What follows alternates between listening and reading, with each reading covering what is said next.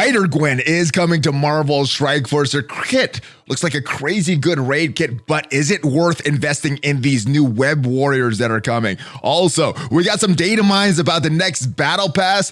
There's no character shards in it, but what is going to be in its place? And Anti-Venom coming to the War Store, but is it too late for players investing in the symbiotes? I'm discussing all of that in your Marvel Strike Force Weekly News Update with my brother Remanx. How are you, Remanx? It has been a while.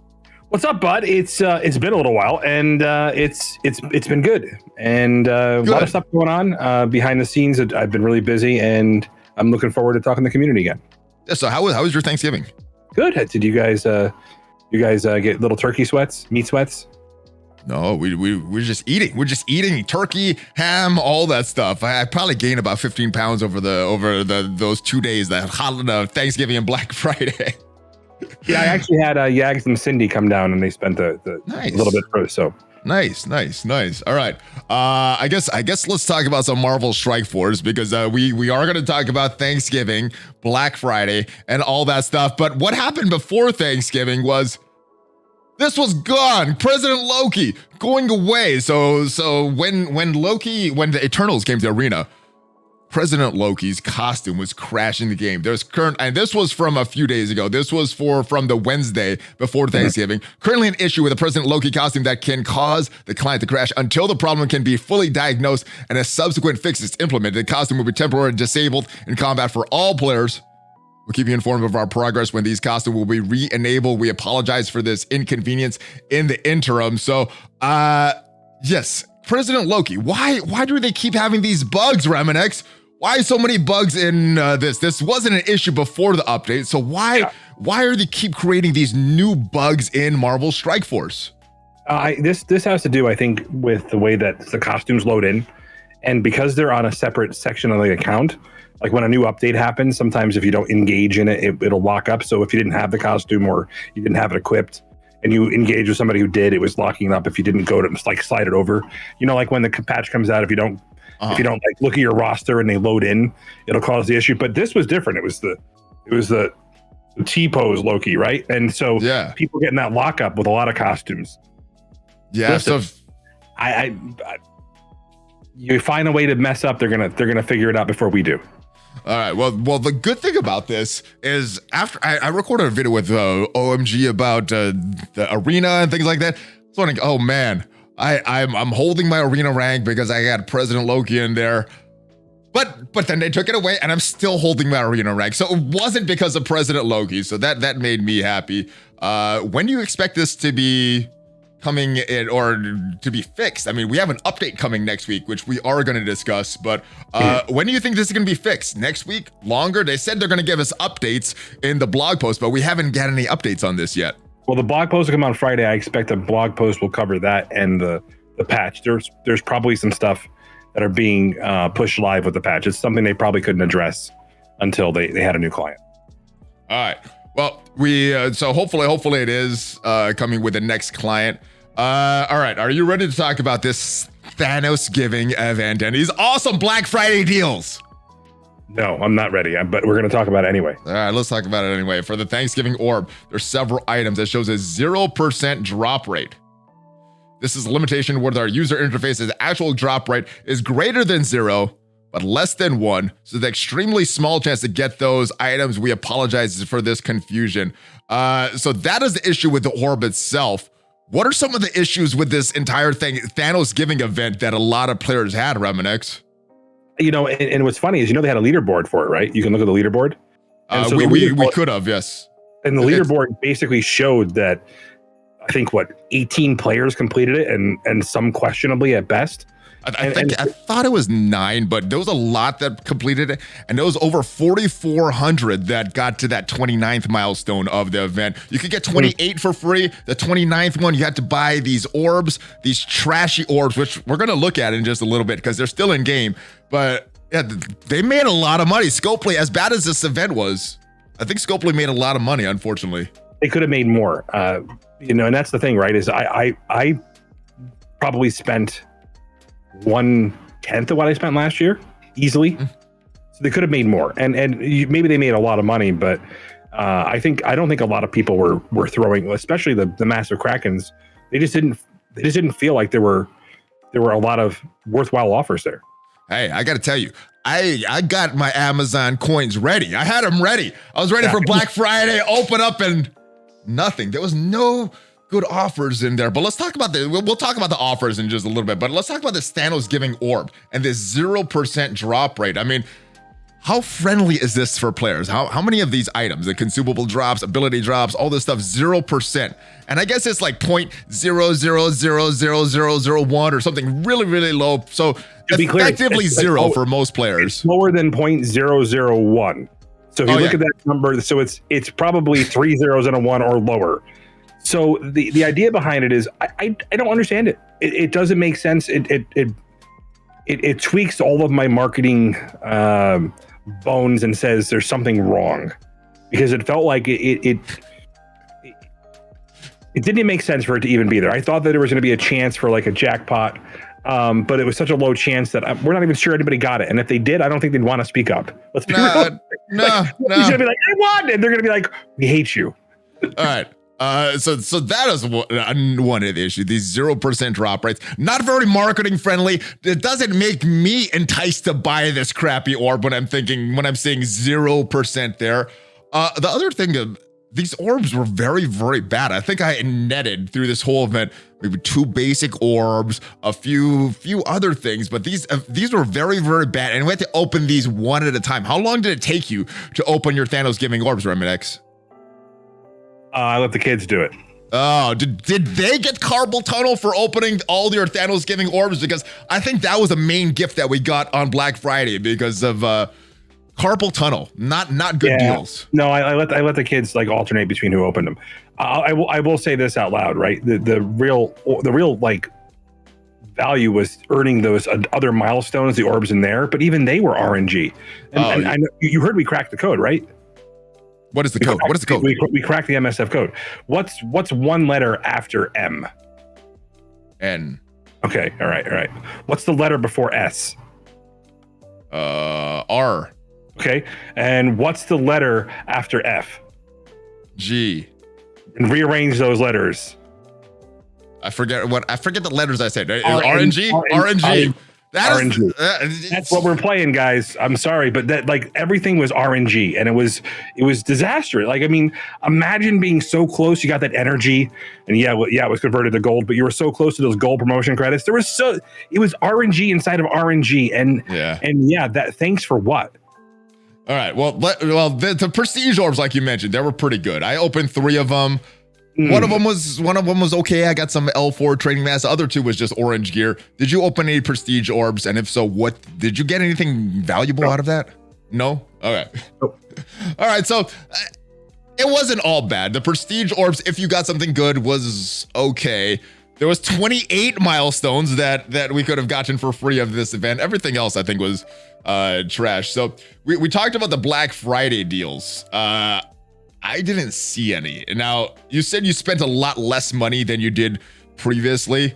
That probably is a lot more than I did, because like I said, I was looking for offers. I couldn't find anything good. I spent 0. How much did you end up spending on the Black Friday offers, brother? I think I spent overall between Black Friday and Cyber Monday, I think I spent $100. Okay.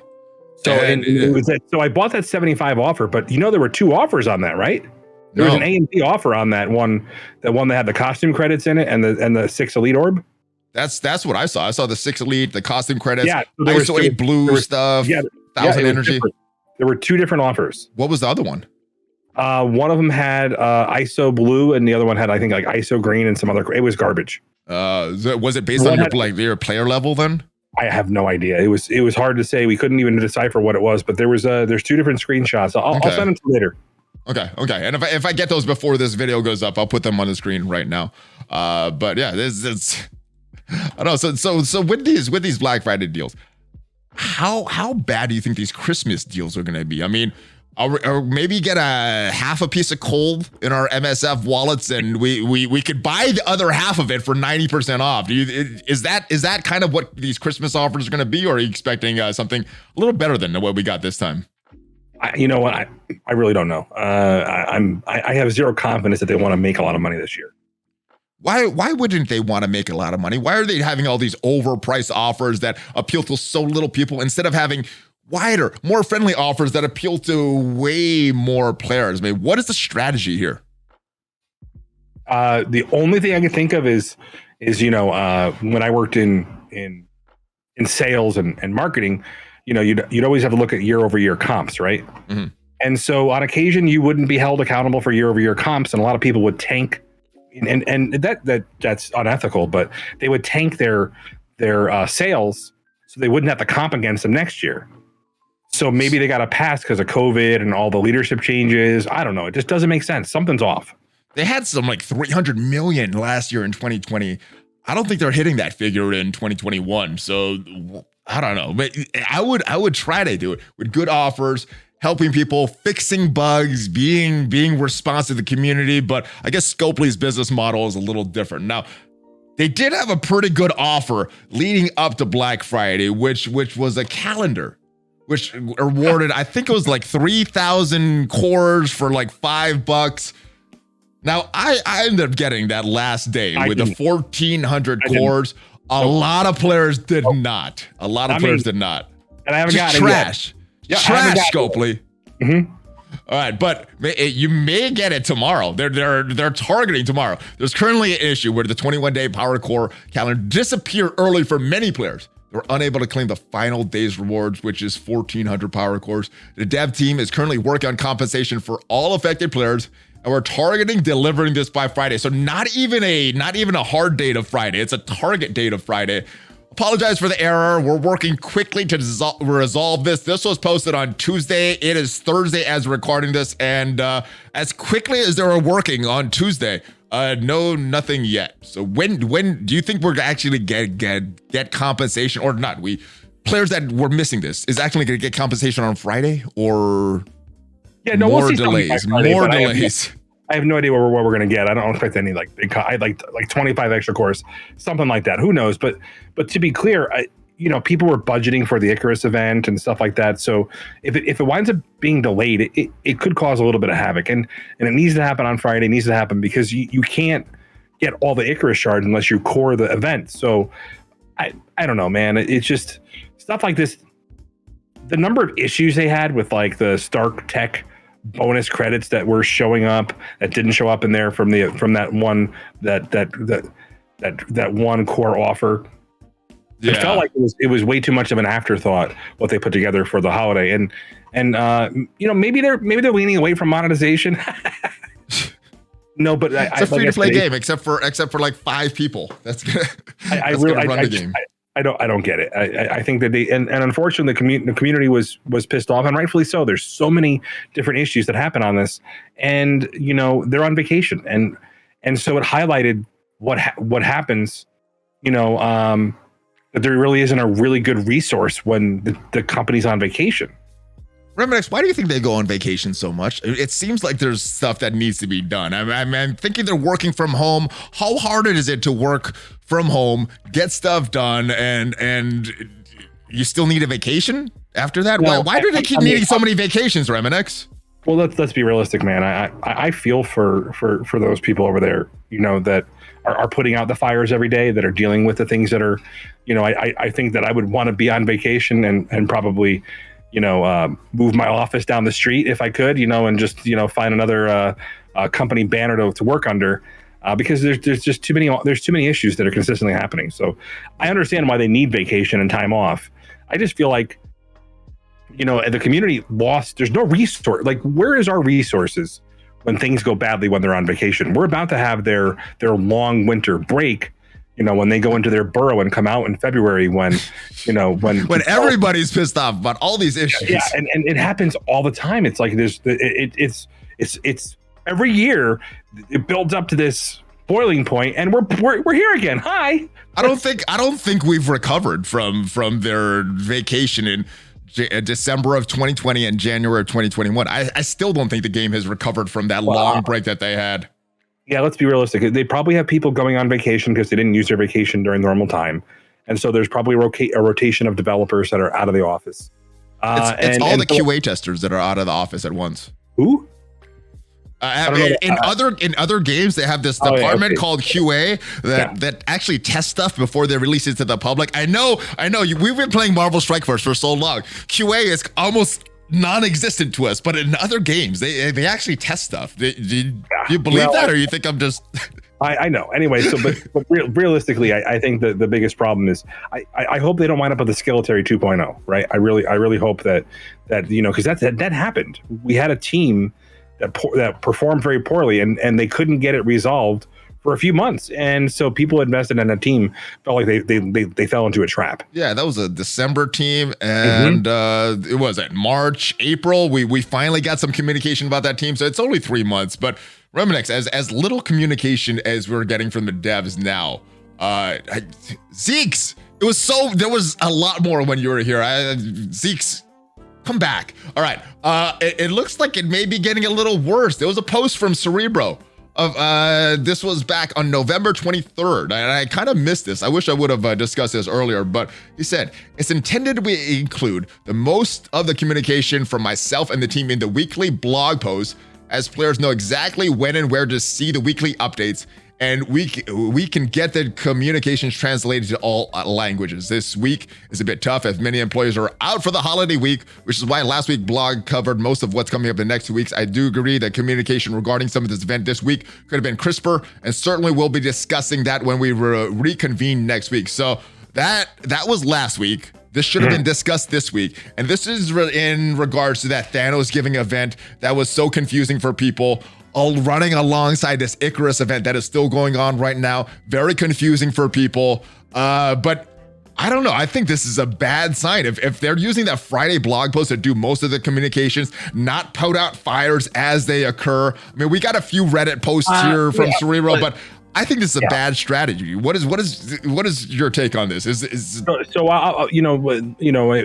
little less than a year ago that Cerebro kind of gave us insight into the process where stakeholders had to approve the messages going out, and the translation has to happen. You can see that. It's a global game, and they have that standard where translation does need to occur, and that's why I get number two. Right, the communication, all the stuff.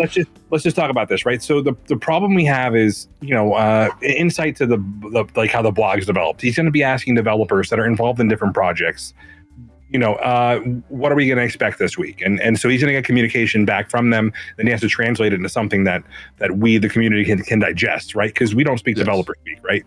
We don't want to hear Farmable because, that happened. Their language converted into it. And boy, that was funny and fun, but it gave us an insight that they use terminology and words and there's a different experience behind the scene. Yeah.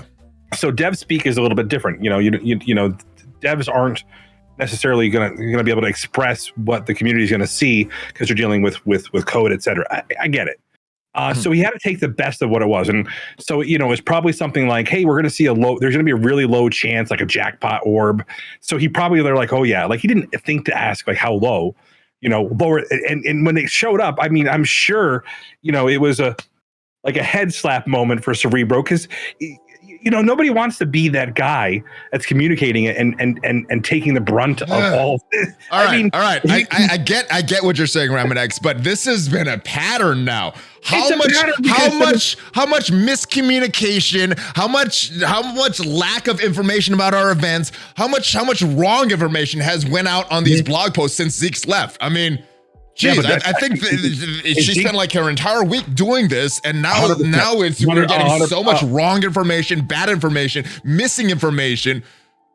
I think they need to do better with this blog post and not just rely on this blog post once a week. They need to be addressing issues as they are coming up with the stuff. And if Cerebro's not going to do that, let them hire someone else that's going to do that. But I don't think it's Cerebro. So. And let's just be very clear. I think we got to stop this whole it's Cerebro's fault. Well, Cerebro's the only one that's communicating from Scopely, so he takes the brunt of it, deserved or not deserved. He is the face of the company, so he's gonna get that call out. He gave us the insight, and I understand that a lot of it falls on him, and he takes it like a champ. But I just want to go on record in saying I've worked with developers. We're getting dates. Developers like to give dates. We got dates in a blog, and majority of them are correct. What happened to earlier this year when they're all correct? Now we're just getting sometimes they're correct, sometimes they're not correct. We had that issue with the in-game stores not reflecting what the event said, and then we don't know which one's right, whether it's the blog or the in-game store, and that's why developers don't like being held accountable for dates, because if they don't, it's a thing, and so I said. It's got to be crisper, and I think the fact is, I think this is a learning experience, and I just don't know how much more learning experiences the community can take. And I'll be honest with you, it's not good.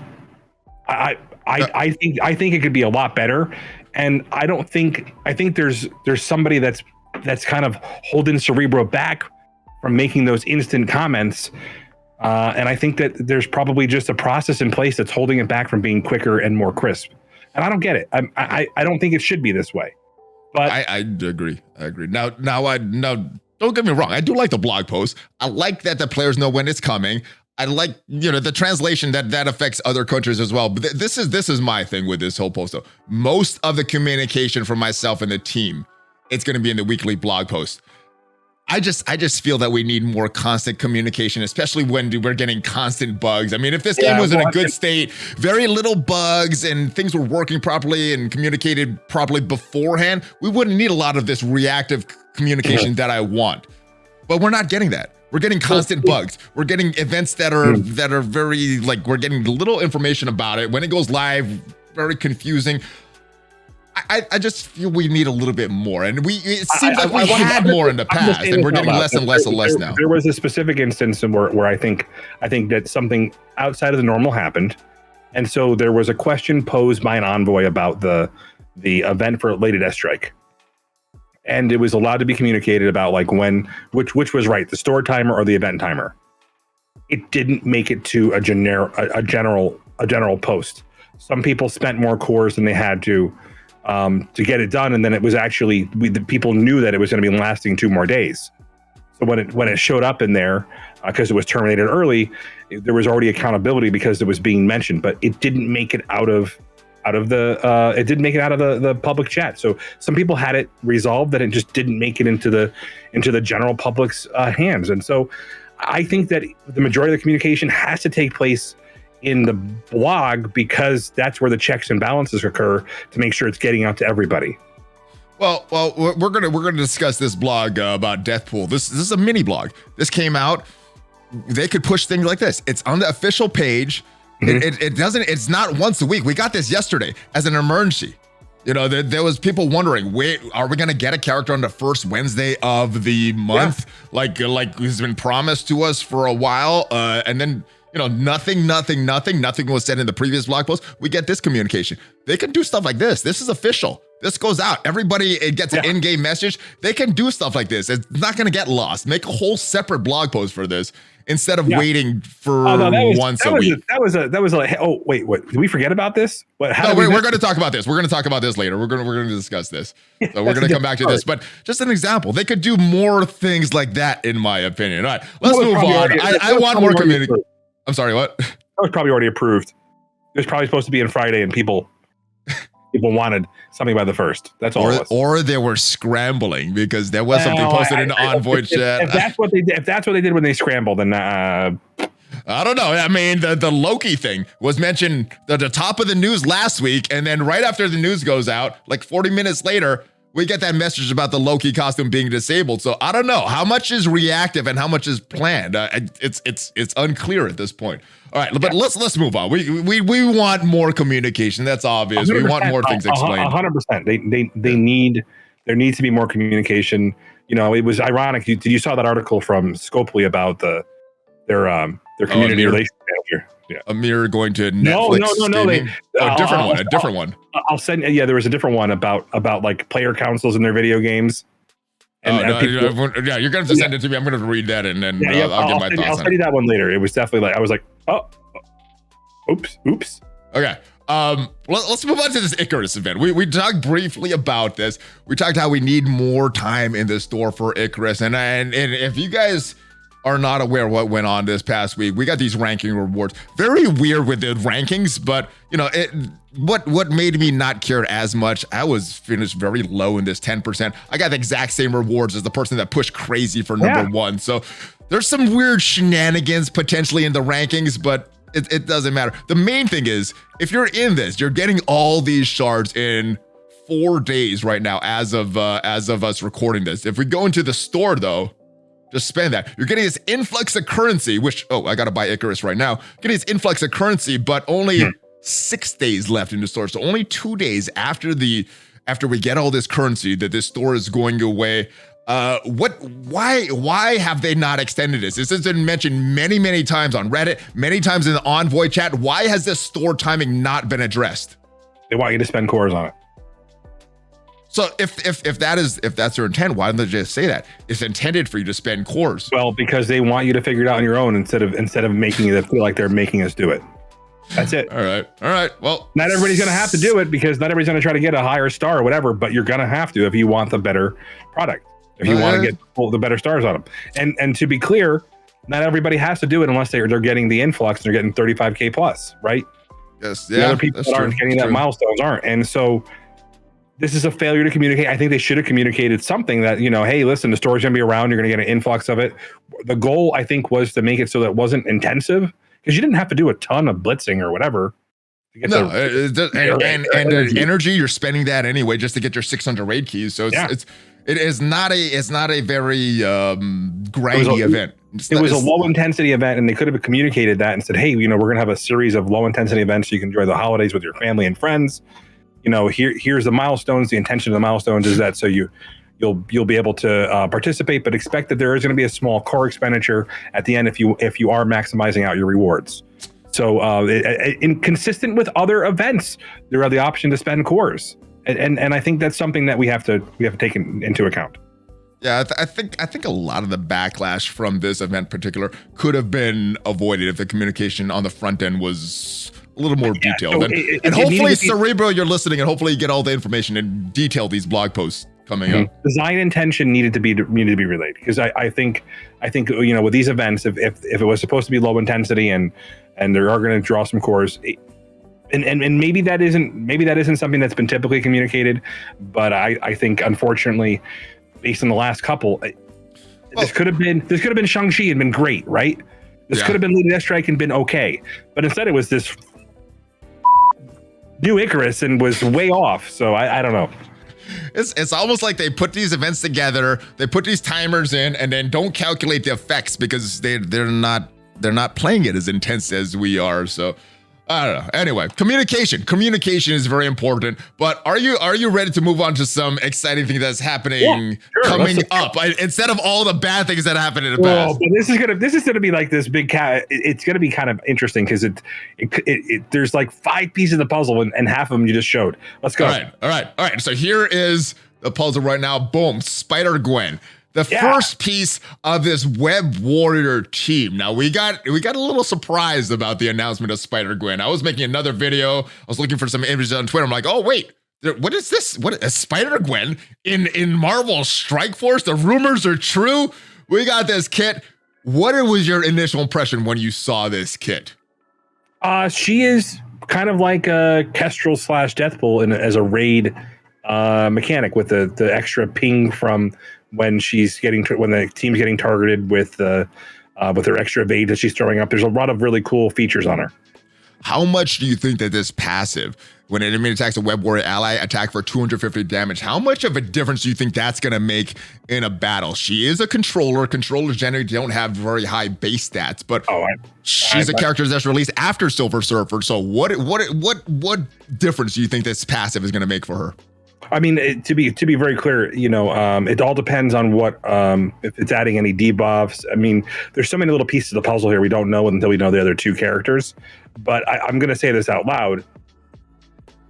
The only team I think that is performing up to the standard of a future-proof team right now is the Mystic team. Okay. The Mystic team with the Eternals and the New Warriors is the only one that I think is built to last for another raid or 2. The X-Men are falling off, and so this bio team is something that is the future. Now, do you think it's needed for current content? Maybe Doom 1.0, which for some reason is harder than Doom 2. Or Doom 1 is harder than Doom 2 in general. Do you think that's needed for current content, or is this for future content? Maybe Doom 2.4, 2.5, maybe Doom 3. Is that the solution that this is for? Because I've invested a lot in my symbiotes and it's paid off. Oh, yeah. It's going to be a big investment to invest in the brand new team for that exact same node when we still have some trouble in tech. Is it going to be worth it? And is it be worth it to invest in this new team, or should players more stick to what they've already invested in the symbiotes? So the problem you have is not a lot of players had the opportunity to invest in symbiotes because they restricted symbiote Spider-Man and Anti-Venom for way too long.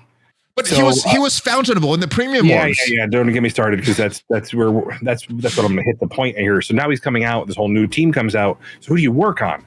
And so I think you have to realize that this team's going to have the ability to punch up, punch fast, and I think they're building teams that are going to make raids simmable.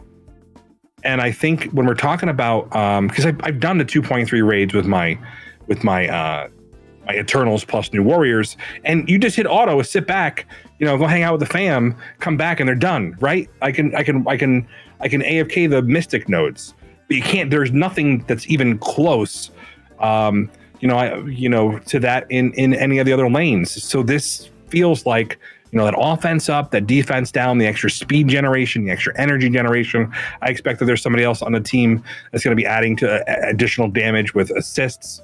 Applying additional debuffs. This team's gonna rip through the nodes a lot easier than what we see right now. We need some sustain is what we need, but you glossed over that ability energy. I think that's big, especially when thinking about the auto raid team on spawn. If this character has 4 more web warrior allies, generate 2 ability energy for 5 random web warrior allies or self that are not at full energy. This is gonna make autoing so much easier. As you know, with the symbiotes, You do the nodes, and then towards the end, you got to watch it to make sure their cooldowns are set, because if it's symbiotes, they can't get going. They don't have their cooldown set.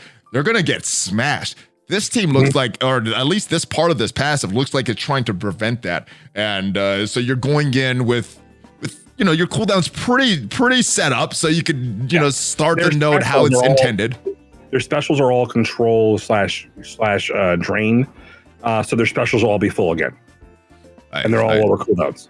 All right, we got reworks to Spider-Man Miles Morales and Spider-Man. Let's talk about their 2 passives. On self or web warrior ally dodge, apply speed up to that character. So kind of like the screen passive, except instead of killing enemies, it's anytime your team dodges. And you got kind of the similar mechanic with Spider-Man. On a ally web warrior dodge, fill the speed bar of that character by 10%. So extending it to all of the web warriors, not just from Miles and Spider-Man. Do you think this is going to be enough to replace that 30% speed that we're getting from the Carnage passive? 100%. 100%? Yeah, 100%.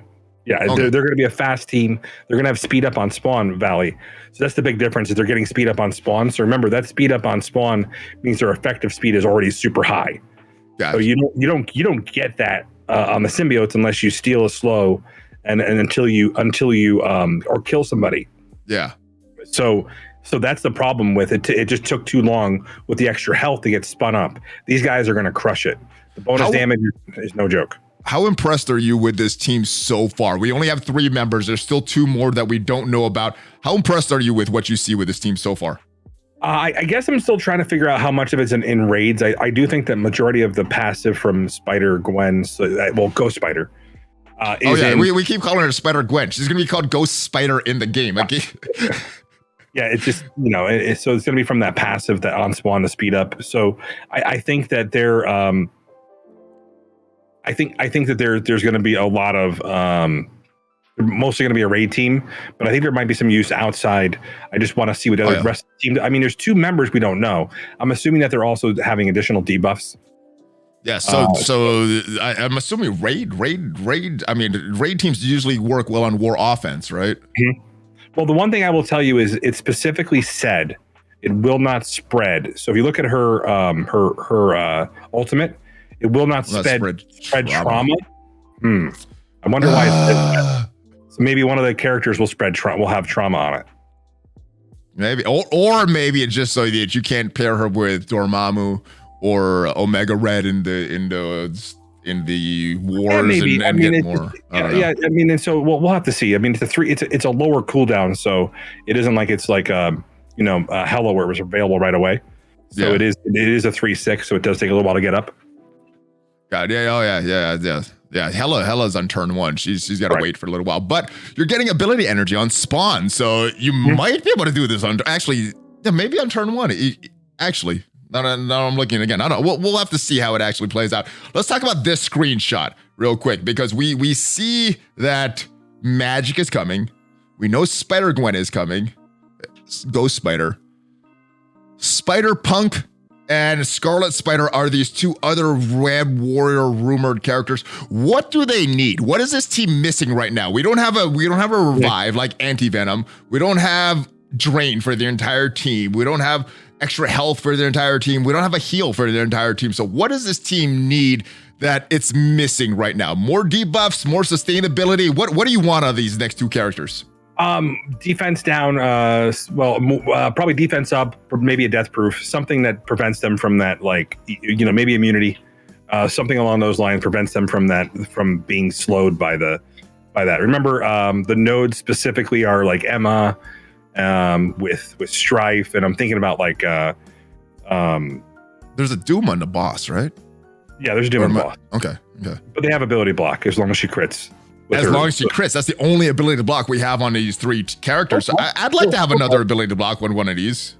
I wonder if they're bringing trauma, because I think they might be, because if then they have the stun with trauma, and that will prevent Doom from going off. So I gotta wonder if they bring trauma. Okay. It'll be the first non-legend. It'll be interesting. We'll definitely have to see it. What do you think either of these characters are going to offer any healing or any revives? Because I kind of like that Anti-Venom revive. If there's some bad RNG, I don't have to restart the whole node if one of the character dies. So do you think that we're going to get that in one of these other 2 Web Warrior characters, especially if this is supposed to be an auto team, right? I don't know if we're going to see a revive. I think we'll probably see some sort of defense up, death proof, and maybe even like a safeguard or something like that. I don't know. It's definitely something that will remain to be seen, and that'll tell us if they're worth the investment. Well, we sort of have defense up, sort of, because with the Spider-Man passive, if negative effects applied to an enemy, you're going to get a random positive effect. One of them is defense up, one of them is offense, and one is speed up, one of them is deflect. On spawn. So if you have anything faster than what they're going off, that's the big difference. Yeah. Oh, on spawn. Okay, gotcha. Yeah, that'll be cool. Because that's Shuri. I bring her in just for that defense up very early. So yeah, having that on spawn would be very, very good. Any other thoughts on this team or these characters? What they need before we move on to one of our characters? Additional debuffs, like a blind, except for because I know there's one person giving blind there. Maybe additional blinds going out, and I would be surprised if they didn't have trauma. Okay. I would be. I think they're reserving that to the legendaries and Dark Dimension, but I wouldn't be upset if they had a trauma. So we'll have to see. It was an interesting call out. Again, I know that there's other characters to be paired with, but I definitely maybe they just wanted to have that clarification because trauma can't be spread and people still. Yeah, that's where my mind went. But we'll see what happens with it. All right, we saw this just a little while ago. Deathpool, Anti-Venom availability update. Do you see what I got here, by the way? What is that? I can't. Oh, that's nice. I like that. All right. Oh, that's this character. That's this character in the bottom with the purple. I don't know. I mean, does it line up purple and gold? Do you see the? I don't know. I see it. I see it. Do you see it at home? I see the purple. I don't know. I don't know what you're talking about. We'll have to see. All right. Well, let's talk about Deathpool. Deathpool, Anti-Venom. Available. So I guess someone was made farmable. I think it's Anti-Venom. I don't think it's Deathpool. I think Scopely thinks it's Deathpool. But Anti-Venom going over to the War Store. Very, very crowded War Store. I think most people were expecting Deathpool would be going to like a premium or exclusive or a milestone. Not a very easy character to obtain because she's a good character. But the War Store getting very, very crowded. We did get Shield Operative removed. Thank goodness. But that means that now we have 2 symbiotes in there, 2 X-Force characters in there, Why is this so crowded? What is the goal here? Why couldn't Carnage get taken out? Why can't Cable get taken out or someone? Why do they have multiple members of the teams in the war store in one location? I think they want us to take war more seriously than we do. I don't know. I don't have an answer. If they did that, why is the reward so similar for winning and losing wars? Well, I think that's because they also want to make sure that there isn't like a massive frustration with the matchmaking. The matchmaking still is garbage. I thought it was because they have no way to fix their matchmaking. So there's like, all right, doesn't matter. Just go play, have fun.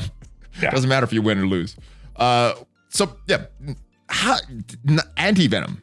Should people still be going after Anti-Venom in the war store, especially with the announcement of this Web Warriors coming out that looks like it's going to be better than the symbiotes are? So the question is, how big can you get your Web Warriors? And it depends on who you are, right? It's not going to be a simple, like the if you can get them, okay. Right? But because it's a 3-person team, it probably means one campaign event. It probably means, and maybe if Magic's not the campaign event, right? It means one Blitz event, right? And it means a Blitz. So those maybe we don't always get blitzes for release. I hope these aren't like double strike passes like Dagger and. Oh, don't say that! Don't. He's already decided it, Valley. They already know. The patch is set in stone. They're not like, oh. All right, all right. That would be the worst way. But here's another one that would be kind of bad, but not the worst. Silver Surfer's milestones are ending very, very soon. I think we're in the 16th season. I don't know if we're supposed to get 16 or 17. I can't remember with all their screw ups and everything like that. Honestly, you know what I would hope they did? Put luminous orbs in the raid orbs. Bring the luminous orbs back and then put luminous orbs, let you pick Cloak or Dagger. That would be the most like player friendly way to do it. Yeah, so that's exactly not what they're going to do if that's player friendly. All right, so yeah, this is a very good thing. One character got farmable, and for me, it's Anti-Venom, not Deathpool, but you can get more of the shards now. They just tell you that they want this character to be exclusive, and I think that does take her away from being a legendary unlock. New Warriors, most likely, right? So if she's in this premium orb, then she's probably not a legendary unlock. Yeah, I mean, a lot of people are saying probably the Web Warriors, not the New Warriors, for the legendary unlock. No, we'll have to see. We will see. Scopely plays it so close, and they keep us guessing this whole time. But you know what we're not guessing about, Remanx? No. Okay, we're not guessing about the next battle pass because you got a data mine on it. Yeah, and this is a strange one. This is a strange one. I got to be honest with you, Remanx, because this is the first time that we have no character shards listed in this. So let me read the data mine and get your reaction to it. Taskmaster's Red Room costume. Purple phase bits have been added to select premium pass rating milestones for season 13. Upgrade the pass to get these bits to purchase Taskmaster's Red Room costume. So finally being available to someone that hasn't won that jackpot. You have to pay for it. But I think this is the big thing. Featured season 13 rewards. 205 augmented gear. This is the Teal Gear for tier 16. We're getting some 120 for tier 14. 100 pieces for tier 15. Gold pro, and then the rest of the stuff is the same. Gold promo credits, silver promo credits, various pieces of superior gear, various pieces of advanced gear, power cores, L3 training modules. No power cores though. Well, how do you feel about this if this is the battle pass? I don't know. To be honest with you, it said 550 power cores, right? So the normal power cores. 550 power cores, yeah. So the 500 from the premium and 50 for the normal. You're going to give you 1,600 various pieces of superior gear. Not gear parts, but gear. That seems interesting, right? Are those full gear? Superior is what, purple? Or is that superior is orange? Superior is orange. Okay. I don't know. We'll know for sure tomorrow. I'll say this right now. The people that were buying it were probably converting too many of the credits into Ultimates credits, which is why there's no character shard in there this time. Oh yeah, those Ultimates credits so valuable. I'm so disappointed that I'm missing out on those. And to be very clear, G16 is something that becoming more available, especially if it's in the free and the paid component. This is good. Yeah, I mean, I thought we would get this some Teal Gear in this last battle pass. We didn't, so I'm glad we have it now. And I guess it's because we've had a few people finish Dark Dimension 5, so now they're making a little more available. They already had their big spenders go through that, so yeah. All right, we talked about this briefly, but there is an update coming next week. We have 5 new playable characters. We saw that silhouettes, and I think we know all of them. I think the last 2 that we are not sure of are these spiders, and they do look a lot like Scarlet Spider-Man, Spider-Punk. Star-Lord T'Challa looks like this last character there. Is that what you're thinking for this character? I know you could. What would make you think I was thinking that? I don't know. I mean, there's some toys that I see in the background. It's leading me to think this, but I don't know. Who do you think? I mean, well, I know you know some things that you can't share. So if you know these things, just say that. But if you don't know, who do you think these characters are? So no, just to be clear, the What If team's already kind of been announced, right? They already said that What If Doctor Strange is going to have a team. They're going to be a What If Strange. So this could be a team forming. Now, what would this team be for? We just got the Eternals for Arena. If they're all kind of different classes, they're not going to be a raid team because of the classes there. So would What If be another war team? Is that or a grand arena team or a grand tournament team? What if we don't know yet? Well, we don't know. We don't know yet. Honestly, I think it's too soon to speculate. All right. In addition to these characters, a defense team based on there. I'm sorry. There might be a war defense team, but I think they're gonna. No. No. They're defending the galaxy, the universe, the multiverse, right? So they might wind up being a defense team. So we'll have to see. But I'll say this out loud to you. I do think that they might have their own teams plus the ability to work together. Okay, that would be good. That would be good. That would be really cool. When we spoke to Jason Bender many months ago, he said he doesn't like war defense teams, and the very next team was Heroes for Hire. Jason Bender, stop with these war defense teams. Come on now. You said you don't like them yourself. Yeah, but to be very clear that not defending him, Heroes for Hire made Gamma Raid easier. But didn't we have to we kind of had to push that, right? We had to beg in the on. Well, I didn't. The envoys had to beg to get those tags added. I know somebody who begged for it. I do as well. He may be on this very news video that we're recording. All right. New costumes. Honestly, I used to be excited about these, but the way they're releasing these and monetizing them and not just having these as fun and grindy things is less excited about those. What is your feelings on costumes? I like them. I got if it's especially the character. So I think I'm missing like 3 costumes. Okay. So you've got the Ensong Phoenix, you got the Emma, all the okay. The only one I don't have is the Gamora. You don't have the Gamora. That was easy to make. I had COVID. Oh, I'm sorry. All right. Yeah. Anyway, new event campaign. We did see that limited tag. I think it's the Rebel tag on Spider-Gwen. So there's some event with a Rebel tag coming up. A new roster filter. This is the first I'm hearing of this. What do you think it's gonna be? Is this gonna be what other things do we have to sort our roster by? Well, there's a lot of different things. What are some things that's coming to your head? Because nothing is coming to my head right now. How I need to sort out. We did like oh god, I just thought about it the other day. It had to do because I remember I was looking at characters that I was working on, like were eligible to be promoted to ISO. There were some that were because the progress didn't take into account the like where I put ISOs, so if I didn't have the ions to bring it up to the level, sometimes the ISOs would be equipped just so I had that. Then there was the I wonder if they allow you to do by filter by team. So let's say you can do like raid progress and by team and sort a different way. There might be different ways to sort the team. Because like if you were looking for things that maybe you didn't have, there might be ways to like the roster filter might be like not a minion, like maybe like an exit out, so that it was not including like characters. Hey, here's something that I would want, and I don't know if this would apply to a roster filter.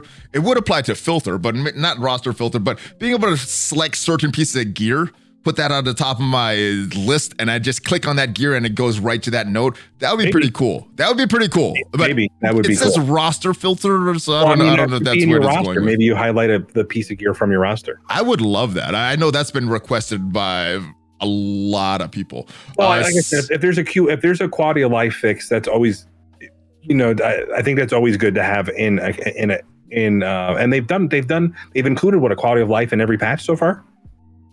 I think so. Yeah. They've definitely focused on quality of life this year. Whether or not we all needed them right away was a big difference. Yeah. Save squads. What needs to be changed with save squads? What do you think they're updating with that? I think the save squads were just a mess with how they were updating and how to go through them, and probably make it so that there's less memory being utilized, so that it's not like it's lagging. I mean, it's good. The save squads probably have a probably make it more available, so you know what the icons mean, so it's easier to see whether it's raid or war. I think people might have been confused by that. There's a lot of pieces of the puzzle that are in there. All right. Well, we probably will get more clarity in tomorrow's blog post, and obviously next week when the update drops. It's gonna be a big update. There's gonna be 2 updates worth of content, so we're probably not gonna get another update until mid to late January, maybe even early February. So this is gonna last for a while. I don't know if we're gonna get all this stuff when the update drops. We're probably gonna get it spread out, trickled in through the course of this update. But yeah, we'll see what happens. All right, are you ready to discuss the hot show on TV, brother? Yeah, give me 1 second. I'll be right back. Oh, and we're back, and you got a pizza dog, Remanx. I do. So this is Luca. He's going to be a support animal. He's being trained to work with an upcoming foundation that I'm going to be championing here for anxiety, specifically in children. In a post-COVID world. So he's going to be visiting those kids with anxiety. He's going to be trained to help comfort those who need help. And he's a really, really gentle animal and a new member of the family. Sounds like way more important than pizza. My question is he going to live on the 2nd floor? He does live on the 2nd floor. Nice. All right. Before we get into Hawkeye, I do want to give a spoiler warning. We're talking about episode 1 and 2, everything that aired last week. We're not talking about yesterday's episode, which was awesome. Mm-hmm. But so spoiler warning if you have not seen episode 1. I'm sorry. If you haven't seen episode 1 and 2. Yes. We're discussing that right now. So first question, Jack, do Kane, is he a good guy or a bad guy? In the comics, he's known as swordsman who's actually trained Hawkeye. So where he appears to be a bad guy in episode 1 and 2. Where do you think they're going with this character? He has a rich history with the Avengers, so it's a lot of fun. So how they use him is going to really, really vary on it. So he's not really a great guy, but we'll have to see. More of a gray character. Yeah, it's definitely going to be interesting. I can't wait to see how they actually wind up using him. I can't wait to see some swords fight with him, because did you see how easily, like, nonchalant he disarmed Kate Bishop, and I was like, oh yeah, I'm not very good. And he's like, oh, you're just better than me. You're really good. All right, Eleanor Bishop. She seems like she's a good guy, but I got a feeling she's a bad guy. Has some relations with the tracksuit mafia. What is your impressions of her? Good guy, bad guy? There is some interesting characterization of her through the comics. I think she's probably a little more of a gray area than you think. She may have had some dealings with some bad guys. I think Kate Bishop, really interesting character, and they did have a call out to her, the apartment that she's staying in, and all that stuff. So definitely something that the Marvel truists will pick up on. They really kind of followed the story in a fun way. What do you think her relationship is with the tracksuit mafia? She didn't seem very alarmed when they came busting into that robbery in that building. Neither did Jack, by the way. So do you think she has some relationship with the tracksuit mafia, her big security company? Are they an evil security company? Well, we'll have to see. That'll remain to be seen. What are there, 6 episodes, right? And we're 3 down already. Man, that's disappointing. But I guess he's gonna wrap her on around holidays, and we're getting Spider-Man around that time. All right. They found a watch.